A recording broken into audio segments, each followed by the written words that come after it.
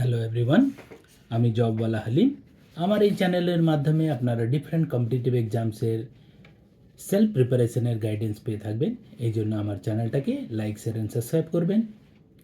যারা আমার channel follow করেন বা আমার আগের ভিডিও দেখেছেন, আমি এই মেথডটা বোঝানোর চেষ্টা করি যে কিভাবে কারেন্ট অ্যাফেয়ার্সের কোনো একটা ঘটনাকে নিয়ে আমরা জেনারেল স্টাডিজের প্রিপারেশন করতে পারি।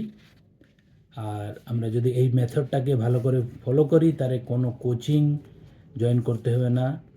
আর যারা টাকা পয়সার অভাবে কোনো কোচিং জয়েন করতে পারেন না, গভর্নমেন্ট চাকরির প্রিপারেশনে কোনো অসুবিধা হচ্ছে, তাদেরকে আমি হেল্প করে থাকি। সেই জন্য এই মেসেজটা আপনারা বেশি করে ওই সকল স্টুডেন্টদের কাছে পৌঁছে দেবেন যাদের সত্যি কিছু গাইডেন্স বা হেল্পের প্রয়োজন। আজকে আমি যে টপিক নিয়ে আলোচনা করছি সেটা হলো ন্যাশনাল ইউথ ডে। অ্যাকচুয়ালি 12 জানুয়ারিটাকে ন্যাশনাল ইউথ ডে হিসাবে সেলিব্রেট করা হয়। এটা হলো আমাদের স্বামী বিবেকানন্দের জন্মদিন। স্বামী বিবেকানন্দের জন্ম হয়েছিল 12 জানুয়ারি 1863 কলকাতাতে।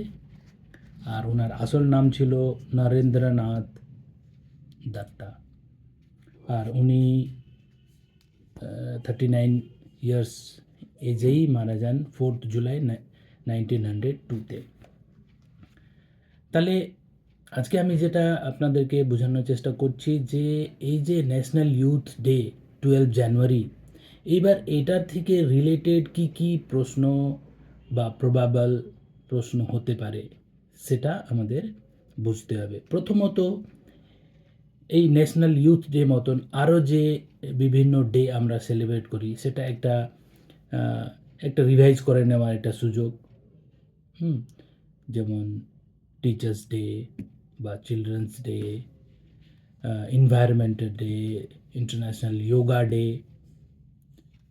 এবার জানুয়ারিতেই আবার অনেক আছে। 23 জানুয়ারি আমরা জানি নেতাজির বার্থডে। এবার নেতাজি থেকে রিলেটেড নানা প্রশ্ন হবে। 24 জানুয়ারিকে ন্যাশনাল গার্ল চাইল্ড ডে হিসাবে অবজার্ভ করা হয়। এটার আবার একটা ব্যাকগ্রাউন্ড আছে, এটা থেকে নানা প্রশ্ন হতে পারে। বেটি বাঁচাও বেটি বেটি পড়াও বেটি বাঁচাও, এই যে স্লোগান যেটা মোদিজি দিয়েছেন, এটা থেকে related national girl child day. তারপরে 25 জানুয়ারিকে ইলেকট্রাল ডে, মানে আমাদের যে voting rights, national election day হিসাবে সেলিব্রেট করা হয়। তারপরে 26 জানুয়ারি আমরা জানি আমাদের রিপাবলিক ডে। তার থেকে ব্যাকগ্রাউন্ডে আবার কিছু প্রশ্ন। তাহলে যেটা আমি বলতে চাচ্ছি যে কোনো একটা ইস্যু যখন আমাদের সামনে আসে তাহলে তার থেকে রিলেটেড কি কি প্রবাবল কোয়েশ্চেন হতে পারে সেটা আমাদের একটু গেস করে ওইটা একটু রিভাইজ করে নেওয়া, একটু ডিটেলসে যাওয়া। এবার স্বামীজির উপরে স্বাভাবিক এই দুটো প্রশ্ন আছেই। ওনার জন্ম, ওনার মৃত্যু, ওনার আসল নাম কী ছিল। আর স্বামীজি যে ইন্টারন্যাশনাল যে রিলিজিয়াস কনফারেন্স হয়েছিল শিকাগোতে 11 সেপ্টেম্বর 1893-তে, উনি যে ওখানে হিন্দুইজম নিয়ে যে ভাষণ দিয়েছিলেন সেটা নিয়ে উনি ওয়ার্ল্ড ফেমাস হয়েছিলেন। ওটাও একটা প্রবাবল কোয়েশ্চেন। এছাড়া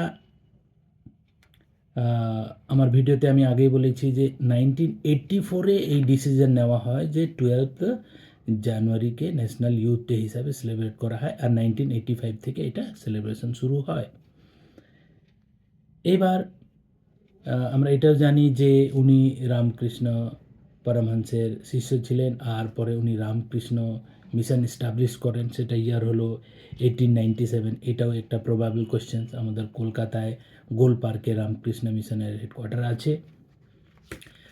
স্বামীজির খুবই ফেমাস একটা কোটেশন আছে যে arise awake and stop not till the goal is reach. এটাও নিয়ে একটা প্রশ্ন থাকে, একটা কমন প্রশ্ন। এছাড়া আমরা জানি যে তামিলনাড়ু বা ইন্ডিয়ার যে লাস্ট পয়েন্ট কন্যাকুমারীতে বিবেকানন্দ রক মেমোরিয়াল আছে।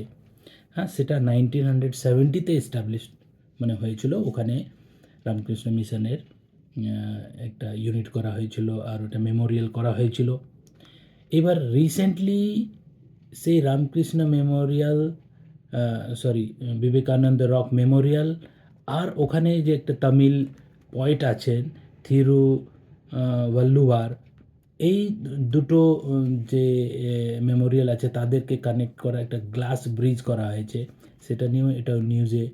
তো সেই জন্য এটা একটা প্রবাবল কোশ্চেন্স হতেই পারে এখানে আসার। আর বিবেকানন্দ মেমোরিয়াল রকের ডেট যেটা আছে সেটা হলো উনি 24 ডিসেম্বর 1892-তে ওখানে গেছিলেন, ওই কন্যাকুমারীর ওই রকে ওখানে গিয়ে ওখানে ধ্যান করেন, ওনার এনলাইটমেন্ট গেন করেন। তাহলে আপনারা বুঝতেই পারছেন যে এই ন্যাশনাল ইউথ ডে এই টপিকটাকে নিয়ে দেখুন কত প্রশ্ন প্রবাবল আছে, বা আমরা কি স্টাডি করলে এইসব কোশ্চেন আমরা কমন পাবোই পাবো। তাহলে এই ধরনের রেগুলার আপডেট পাওয়ার জন্য আরও ডিফারেন্ট ভিডিও বা ইনফরমেটিভ এই পাওয়ার জন্য আমার চ্যানেলটাকে আপনারা নিশ্চয়ই শেয়ার অ্যান্ড সাবস্ক্রাইব করবেন। আর আমার ডিফারেন্ট ভিডিওতে আমি ভালো লাইক কমেন্টস পাচ্ছি, আপনাদের অ্যাপ্রিসিয়েশন পাচ্ছি, সেটা নিয়ে থ্যাংক ইউ। আর আশা করি আগেও আমি ভ্যালুয়েবল আর ইউজফুল ইনফরমেশন দিয়ে ভিডিও করতে পারবো। Thank you.